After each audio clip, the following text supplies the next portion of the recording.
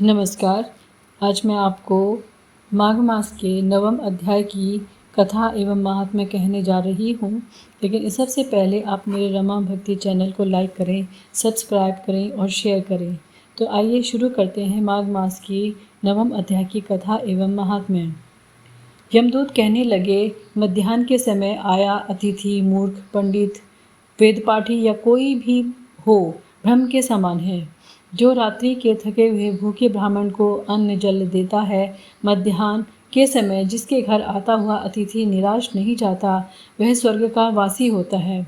अतिथि बराबर कोई धन संपत्ति तथा हित नहीं है। बहुत से राजा और मुनि अतिथि सत्कार से ब्रह्मलोक को प्राप्त हुए हैं। जो एक समय आलस्य से भी अतिथि को भोजन करा दे, वह यमद्वार नहीं देखता। केशरी ध्वज से वैश्वत देव ने कहा था कि जो कोई इस कर्म भूमि मृत्युलोक से स्वर्गलोक जाने की इच्छा रखता हो, वह अन्न का दान करे। दूत कहता है कि यमराज कहते हैं कि अन्न के बराबर कोई दूसरा दान नहीं है। जो गर्मियों में जल, सर्दी में ईंधन और सदैव अन्न का दान करते हैं, वे कभी यम के दुख नहीं उठाते।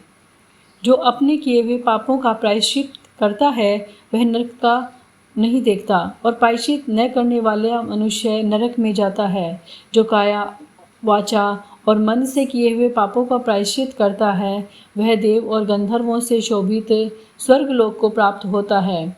जो नित्य ही व्रत, तप, तीर्थ करते हैं, वह जितेंद्रिय हैं और वह भयंकर यम को नहीं देखते हैं। नित्य धर्म करने वाले दूसरे का अन्न, भोजन और दान त्याग दें। नित्य स्नान करने से बड़े बड़े पाप का नाश होकर यम को नहीं देखता। बिना स्नान पवित्रता कैसे हो सकती है? जो मनुष्य पर्व के समय चलते जल में स्नान करते हैं, वह बुरी योनि नहीं पाते, न ही नरक में जाते हैं। माघ मास में प्रातः स्नान करने वाले मनुष्य को नियम पूर्वक तिल पात्र और तिल कमल का दान करना चाहिए। यमदूत कहते हैं कि हे विकुंडल, पृथ्वी, सोना, गौ आदि परम दान करने वाला स्वर्ग से नहीं लौटता। बुद्धिमान पुण्यतिथियाँ, व्यतिपात, संक्रांति आदि को थोड़ा सा दान करके भी पूरी गति को नहीं प्राप्त होता। सत्यवादी, मौन रहने वाला, मीठा बोलने वाला, क्षमाशील, नीतिवान और किसी की निंदा न करने वाला, सब प्राणियों पर दया करने वाला, पराये धन को तृण के समान समझने वाला मनुष्य कभी नरक को नहीं भोगता है। इस प्रकार ये माघ मास का नवम अध्याय समाप्त होता है।